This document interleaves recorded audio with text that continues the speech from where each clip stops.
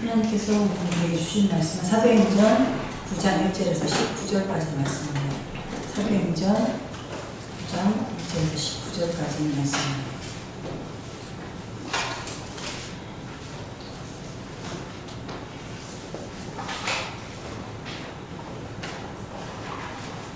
한 절씩 교독하겠습니다. 사울이 주의 제자들에 대하여 여전히 위협과 사기가 등등하여 대제사장에게 가서 다메섹 여러 회당에 가져갈 공문을 청하니 이는 만일 그 도를 따르는 사람을 만나면 남녀를 막론하고 결박하여 예루살렘으로 잡아오려 함이라. 사울이 길을 가다가 다메섹에 가까이 이르더니 우연히 하늘로부터 빛이 그를 둘러 비추는지라.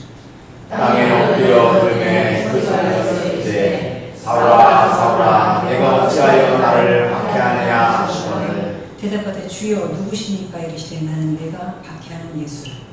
너는 일어나 시내로 들어가라. 내가 행할 것을 내게 뜰 자가 있느냐 하시니 같이 가던 사람들은 소리만 듣고 아무도 보지 못하여 말을 못하고 서 있더라. 사울이 땅에서 일어나 눈을 떴으나 아무것도 보지 못하고 사람의 손에 끌려 다메섹으로 들어가서 사흘 동안 보지 못하고 먹지도 마시지도 아니하니라. 그때 다메섹에 하나니라 한 제자가 있었더니 주께서 환상 중에 불러 이르시되 하나니아야 하시거늘 대답하되 주여 내가 여기 있나이다 하니 주께서 이르시되 일어나 집가로 하는 거리로 가서 유다 집에서 5 사울이라 하는 사람을 찾으라. 그가 기도하는 중이니라. 그가 하나니아라는 사람이 들어와서 자기에게 안수하여 다시 보게 하는 것을 보았느니라 하시거늘 아나니아가 대답하여 주여 이 사람에 대하여 내가 여러 사람에게 듣사온즉 그가 예루살렘에서 주의 성도에게 적지 않은 해를 끼쳤다 하더니 여기서도 주의 이름을 부르는 모든 사람을 결박할 권한을 대제사장들에게서 받았나이다 하거늘 주께서 이르시되 가라. 이 사람은 내 이름을 이방인과 임금들과 이스라엘 자손들에게 전하기 위하여 택한 나의 그릇이라.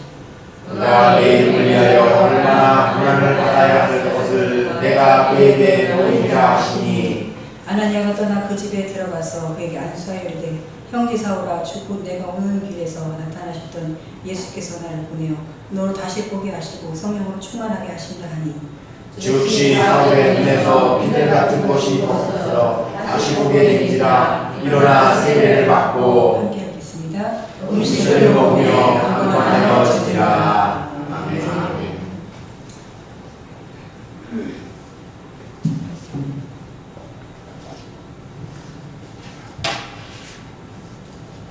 어거스틴은 17세였던 타가스틸 역시부터 시작된 한 여인과의 육체적인 사랑, 그리고 19세부터 29세까지 무려 10년이 넘게 빠져들었던 마니교, 또 그 후에 이어진 플라톤 사상에 대한 심취는 어거스틴을 끝없는 방황으로 몰아넣었습니다. 그러나 그의 어머니 모니카는 기도를 엄청 많이 하는 어머니였어요. 그의 어머니의 기도로 이 어머니의 기도를 포기하지 않고 계속해서 했습니다. 이것은 방탕하며 출세 제한적인 믿지 않던 남편의 갈등 속에서 결코 쉽지 않은 일이었어요. 아들도 이렇게 방탕한 생활을 하는데 남편도 출세 제한적이고 굉장히 방탕한 생활을 했던 사람이었기 때문에 이 아들과 남편과 사이에서 이 아들에 위해서 더 기도한다는 것, 그것도 너무나 쉽지 않았던 상황이었습니다.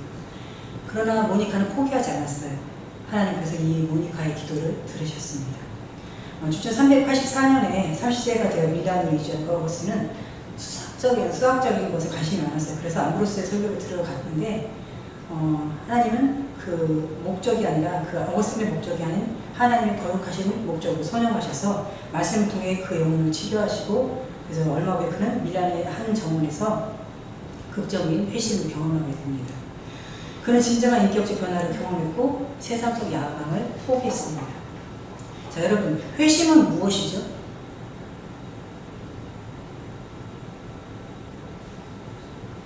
회심이 무엇이죠? 돌이키는 건데 누구한테 돌이키는 거예요? 그러니까 옛생활을 벗어버려야 되는데 옛생활을 벗어버리고 그것도 그냥 90도가 아니고 180도로 돌아서서 마음과 뜻을 예수님께 복종하는 것을 회심이라고 말합니다. 마음이 완전히 바뀌어버리는 거죠. 근데 예전의 삶은 없어지는 거죠. 사울의 힘을 보면 우리가 독특한 점이 있습니다. 그는 이미 하나님의 존재를 믿고 심지어 율법에 능통한 사람이었어요. 그는 무신론자도 아니었다는 말이에요. 그는 하나님이 살아계심을 알았고 하지만 그에게는 회심할 필요가 있었습니다. 그가 얼마나 열심히 있는 사람이었는지 그는 바리새인이라고 불렸어요. 그리고 가말리엘이라는 당대 최고의 스승으로부터 훈련을 받았어요. 사도행전 22장에 보면 사울은 자신을 내가 조상의 율법을 엄격하게 교육받았고 하나님에 대해서 열심히 있는 자라고 자신을 소개합니다. 그러니 얼마나 더 열심히 있는 사람이었겠어요. 여기서 소개하듯이 사울은 열심히 있는 자였어요. 하지만 종교적으로 하나님을 너무나도 잘 알았으나 예수님과는 아무런 관계가 없었다는 거예요. 여러분, 이게 가능하다는 거예요. 종교적으로. 굉장한 열심을 종교적으로 갖고 있고 하나님에 대해서 말씀에 대해서 알고 있고 하나님의 존재에 대해서 너무나도 확실하게 믿죠. 그러나 예수님과의 관계는 없다는 거예요. 이게 바로 사울의 형편이었습니다. 5절에 보면 하나님이 사울에게 밝은 빛으로 나타나셔서 말씀하십니다. 자, 우리는 자주 듣는 목소리를 알아듣잖아요. 예를 들어 목사님이 소리를 자주 들으시니까 목사님 소리를 내시면 목사님이시구나 알고 또 어느 권사님이 말씀하시면 어느 권사님이네? 라고 알아듣잖아요. 그런데 이 사울은 예수님의 목소리를 전혀 알아듣지 못했다는 거예요. 사울은 처음 듣는 목소리였어요. 예수님 목소리가. 예수님이 사울아 네가 왜 나를 박해하냐? 라고 했을 때 예수님이 누구신지 알지 못했다는 거예요. 사울은 대답하죠. 주님 누구십니까? 여기서 우리가 주목할 것은 주님이라고 했던 게 예수님이 주님이라는 것을 알아서 그런 게 아니고 그 목소리가 신적인 권위가 있었기 때문에 그런 음성이었기 때문에 주님이라고 말했던 것입니다. 존칭의 의미로 불렀던 게 주님이라고 한 것이죠. 예수님이신지 모르고 불렀다는 겁니다. 하나님을 알고 하나님 믿고 누구보다도 열심히 했던 사람인데 주의 음성을 들었을 때 누구시죠? 이랬다는 거예요. 우리는 물론 예수님과 동시에 살지 않았기 때문에 예수님의 음성을 들은 적이 없어요. 하지만 예수님이 우리를 부르셨을 때 우리는 알 수가 있어야 돼요.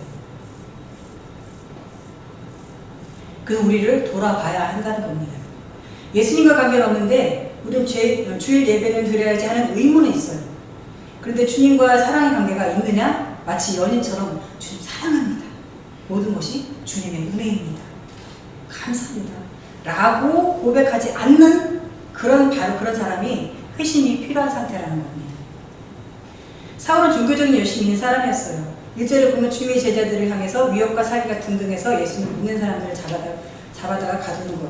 이것이 바로 하나님의 뜻이라고 확신했습니다. 빌립보서 3장 5절과 6절 제가 읽겠습니다. 나는 8일 만에 할례를 받고 이스라엘 족속이요 베냐민 지파요 히브리인 중 히브리이며 율법으로는 바리새인이요 6절 열심으로는 교회를 박해하고 율법의 의로는 흠이 없는 자라. 이래도 교회를 박해하는 것이 하나님의 뜻인 줄 알았어요. 하나님의 옳은 뜻인 줄 알았어요. 하나님을 기쁘시게 하는 일이라고 그는 굳게 믿고 있었던 대단한 믿음을 갖고 있던 사람입니다. 그렇다면 왜 사울은 그리스도인들을 감옥에 가두는 것이 옳은 일이라고 확신했을까요? 왜? 그 이유는 바리새인으로 받았던 훈련 때문에 그렇다는 겁니다. 사울이 볼 때 그리스도인들은 율법 따르지 않은 죄인들이었어요. 그래서 그 그리스도인들이 있으면 다른 유대인들이 그들에 의해서 오염돼서 율법을 지키지 않을 것 같았기 때문에 이 그리스도인들을 따로 분리해서 감옥에 가둬야 된다. 그것이 바로 옳은 일이다 라고 믿었다는 거예요. 이런 얘기는 민수기 25장에 또 나오는데요. 하나님은 질투하시는 하나님입니다. 그렇죠? 그래서 우리는 우상을 섬기면 안 됩니다. 우상을 섬기는 사람들을 처단해야 하는 열심이 이스라엘 백성과 율법에도 있었습니다. 민수기 25장을 보면 이스라엘 백성이 시팀에 머물러 있을 때에 이스라엘 남자들이 모압 여인들과 음행을 벌이게 됩니다. 그러므로 인해서 이스라엘 백성들에게 전염병이 돌게 되죠. 사람들이 이상한 거예요. 왜 전염병이 돌까? 왜 그럴까? 그 문제를 찾다 보니까 뭐 때문에 그런지 고민을 찾다 보니까 그 문제를 찾았어요. 바로 그것은 모압 여인들과 이스라엘 백성들이 음행을 했기 때문에 그 전염병이 온 거였어요. 그러자 이제 아론의 손자 비느하스가 있었는데 이 비느하스가 창을 하나 들더니 그 음행하는 남녀에 가서 창으로 그들을 죽입니다. 그래서 전염병이 그쳐요. 자, 바로 이것을 본 이스라엘 백성들은 저게 하나님께서 기뻐하시는 행동이구나. 바로 하나님께서 기뻐하셨다는 거예요. 기뻐하셨기 때문에 전염병이 그치게 해주신 거죠. 저렇게 하나님 말씀 따르지 않는 사람은 죽여도 되는구나. 어? 저렇게 해야 되는 것이 옳은 것이구나. 하나님께서 기뻐하시는구나. 모두 언젠가 저렇게 될 거야 하는 바리새인들의 전통이 있었다는 거예요. 이렇게 옳지 않은 것을 처단하는 바리새인들의 전통과 비나스의 이 열심이 사울에게도 이어졌다는 겁니다. 사울은 그리스도인들을 잡아서 가두고 해야 하는 것을 칭찬 받아야 된다고 생각했던 사람이었어요. 사울은 예수님이 메시아라는 것을 믿지 않았습니다. 그의 믿음은 잘못된 믿음이었고 그의 그런 행동은 예수님을 박해해버리는 것이 되어버렸습니다. 아무도 사울을 막을 수 없을 것만 같았습니다. 그러나 사울을 막을 수 있는 그분이 다메섹으로 가던 사울에게 나타나시는데요. 3절에 사울 길을 가다가 다메섹이 가까이 이르렀더니 호련히 하늘로부터 빛이 그를 둘러 비추는지라. 4절 보면 땅에 엎드러져 들음에 소리가 있어 이르시되 사울아 사울아 내가 어찌하여 나를 박해하느냐 하시는 분은 아니 박해라니. 이 사울은 자기가 항상 하나님 앞에 칭찬받을 줄 알았는데 이게 박해라니. 굉장히 의아했을 거예요. 사울은 하나님께 칭찬받을 줄 알았기 때문에 그렇죠. 그런데 예수님께서 말씀하신다. 왜 네가 나를 박해하느냐. 그리스도인들을 비난하고 박해하고 그리고 무자비하게 그들을 때리고 죽이고 했던 그런 폭력한 그 모든 것들이 바로 예수님을 박해했다는 사실인 거죠. 여기서 우리는 믿음에 대해서 생각해 봐야 합니다. 확신에 찬 믿음보다 믿음이 향하고 있는 대상이 중요하다고 말씀하고 계신 거죠. 그리고 강렬한 그 빛이 눈이 보이지 않습니다. 예수님 그 빛에게서 예수님이 사울에게 시내로 들어가라고 사울에게 말씀하시죠. 6절에 너는 일어나 시내에 들어가라. 내가 해야 할 것을 내게 이를 자가 있느니라 하시니. 예수님은 사울을 그냥 보내시기만 한 것이 아니라 가서 기다려라 라고 말씀하셨습니다. 그리고 이때 사울은 예수님의 말씀대로 시내로 들어가서 먹지도 마시지도 않으면서 예수님께서 보내신다고 한 사람을 기다립니다. 기다린 3일 동안 사울은 얼마나 눈물을 흘리며 회개했을까요? 옳다고 여겼던 자신의 생각들이 잘못된 것임을 깨달았을 때 얼마나 가슴을 치며 통곡하며 용서해달라고 하나님 제발 용서해달라고 얼마나 기도했을까요? 죄 없는 그리스도인들을 자기가 믿고 있던 바리새의 신념으로 옥에 가두고 폭력을 아무렇지 않게 행했던 그 모든 것들이 얼마나 부끄러웠을까요? 사울 자신이 옳다고 조금도 의심 없이 믿었습니다. 그런데 예수님을 만나면서 스데반을 죽이고 그리스도인들을 받게 했던 그 잘못된 확신이 그 믿음이 잘못된 확신의 믿음이라는 것을 깨닫게 되었던 거죠. 그리스도인들이 잘못된 것이 아니라 사울 자신이 잘못되었다는 것을 깨닫게 됐다는 겁니다. 그의 철저한 회개는 예수님께로 돌아서는 회심을 일으킵니다. 그래서 사울에게 가라고 환상 중에 아나니아에게 예수님이 말씀하십니다. 아나니아는 시끄럽을 거예요. 그 그리스도인들을 보이는 대로 다 잡아가두고 폭력을 행사하던 사울을 만나야 한다는 사실은 아나니아가 받아들이기 힘들었을 것입니다.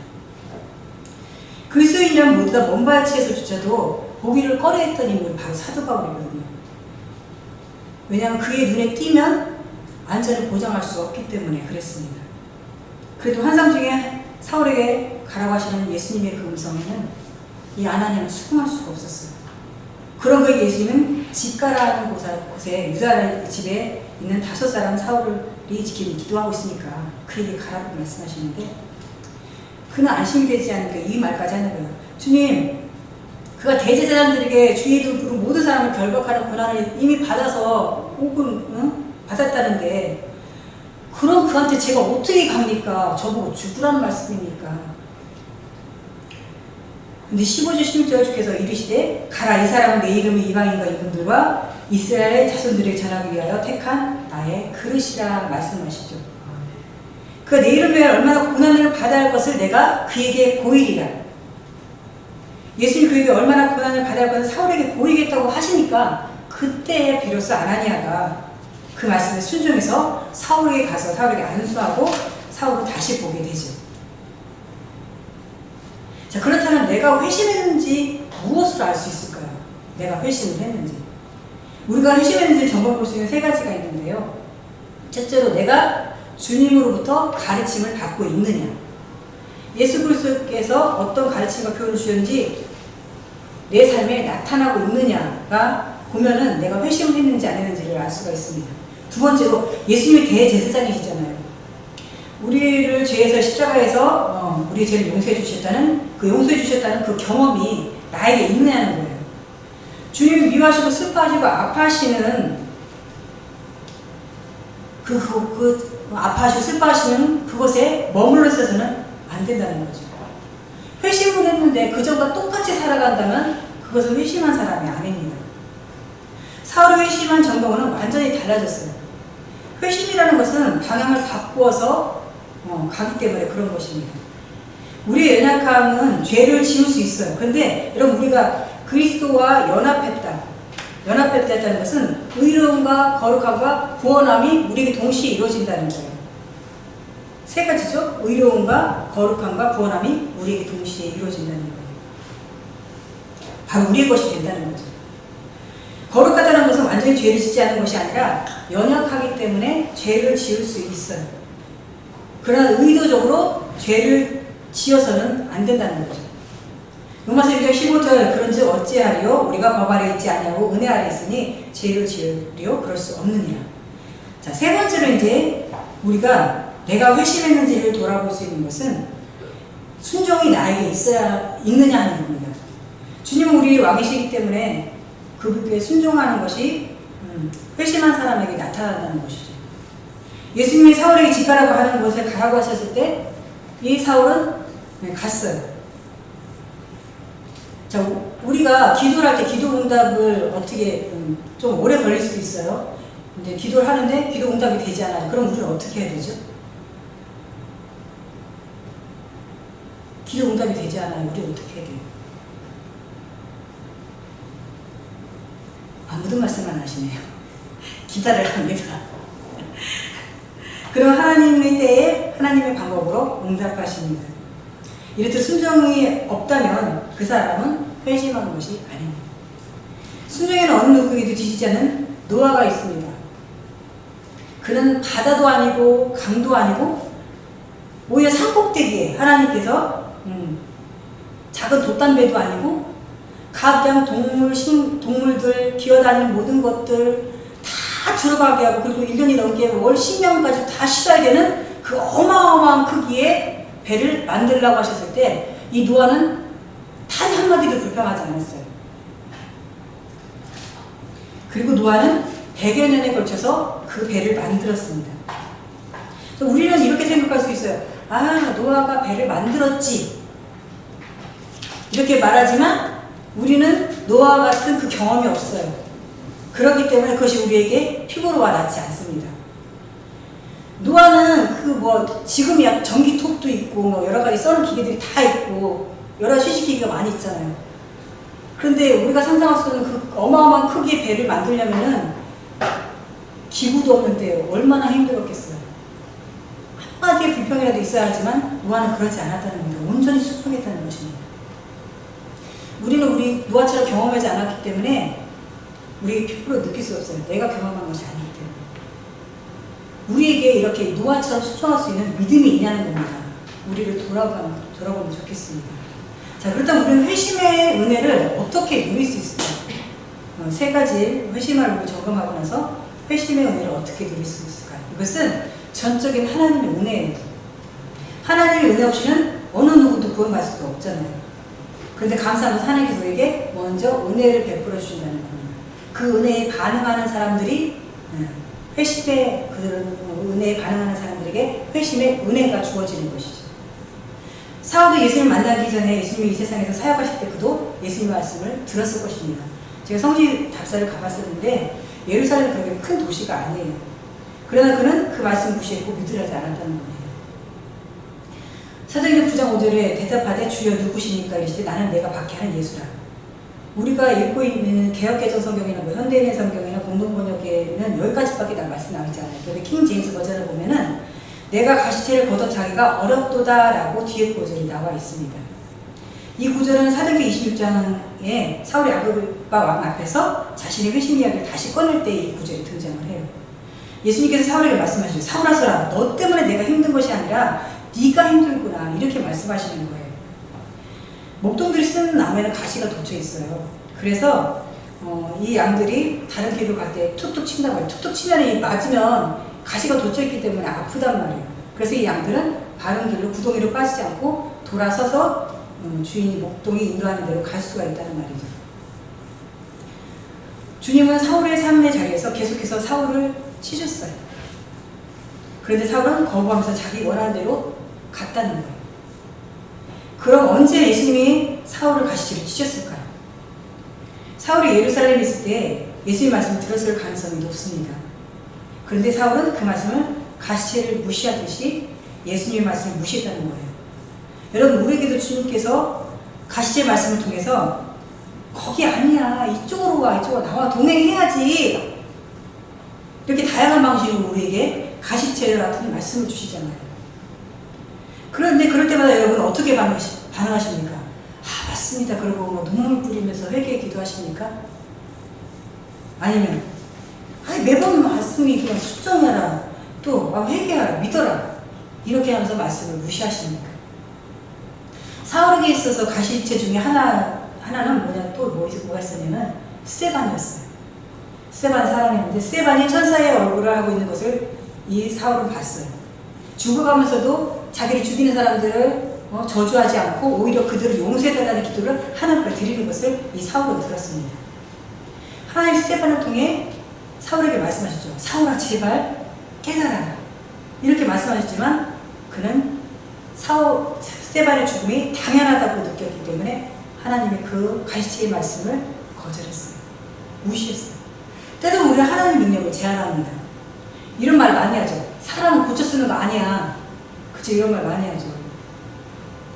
분이야 우리가 하는 말입니다. 그런데 우리는 할 수 없지만 하나님은 하신다는 겁니다. 믿으십니까?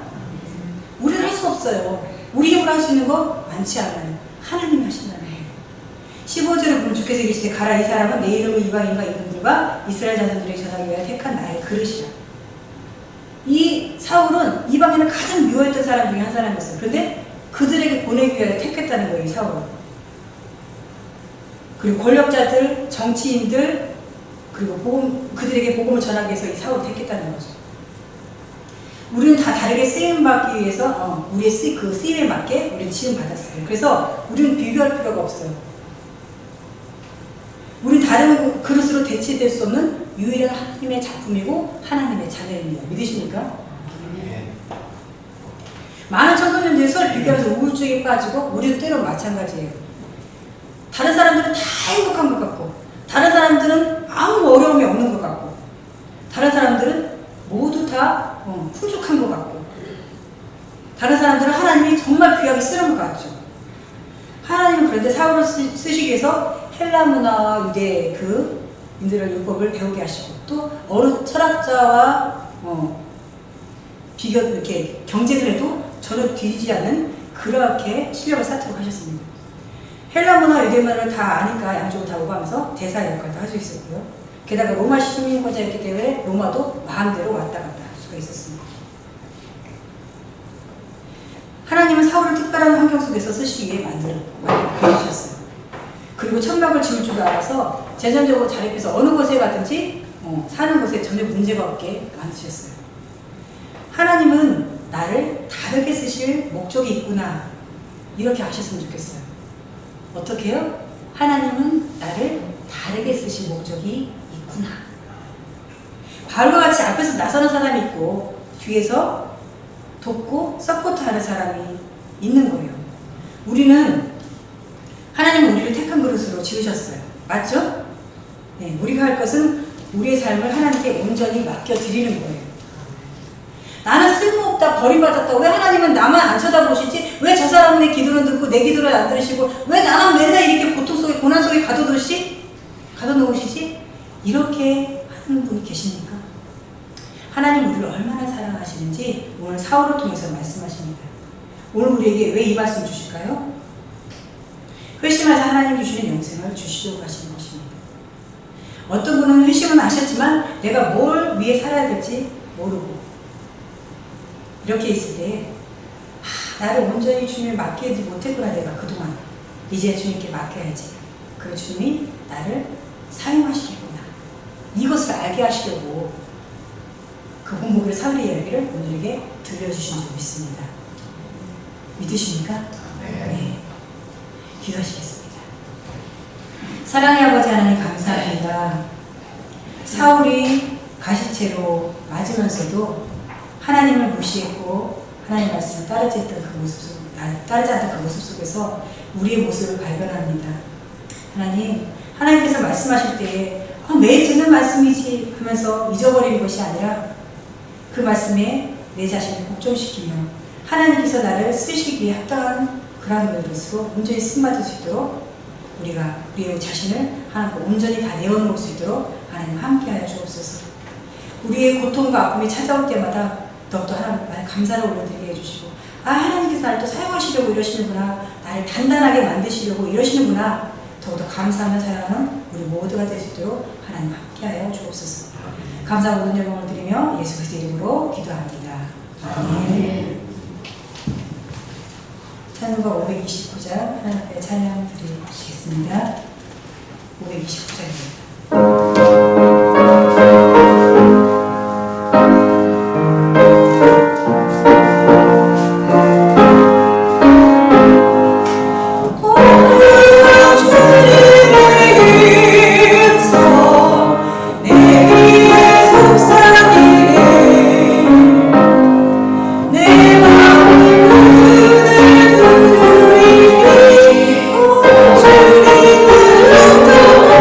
주님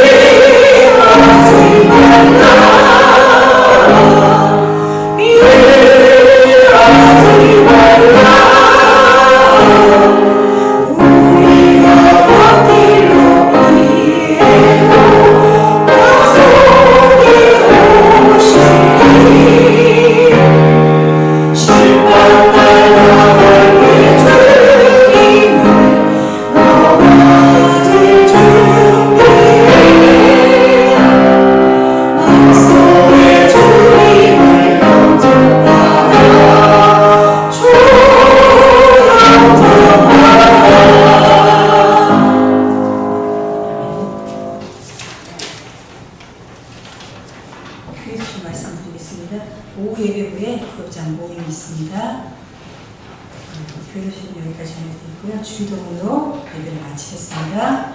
하늘에 계신 우리 아버지, 아버지의 이름을 거룩하게 하시며 아버지의 나라가 오게 하시며 아버지의 뜻이 하늘에서 같이 땅에서도 이루어지게 하소서.